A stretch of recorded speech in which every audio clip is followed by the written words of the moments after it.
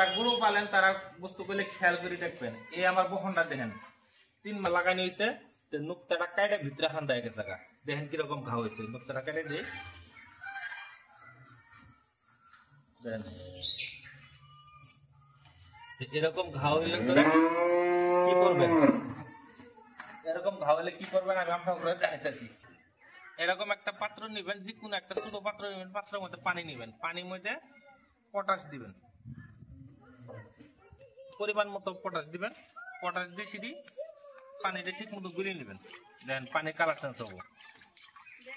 Potash দিয়ে এইরকম cotton নিবেন, কটন নিয়ে সিঁড়ি পটাশ গুলা পানি দিয়ে হিসেবে ভরাই নেবেন।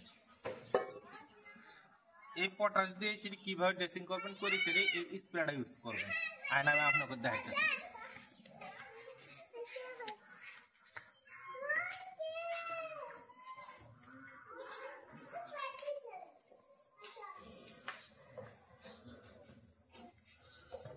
এই কাটা যাওয়া অংশটা সুন্দর করে পটাশ পানি দিয়ে সিঁড়ি সাফা করে দিবেন।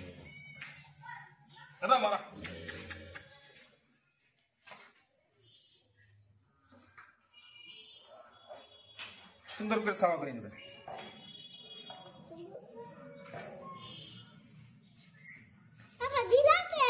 যে জায়গায় কাটা গেছে ওই জায়গায় এই স্প্রেটা ইউজ করবেন। স্প্রেটা ইউজ করার টাইম হুঁশিয়ার যাতে সোহা না যায়।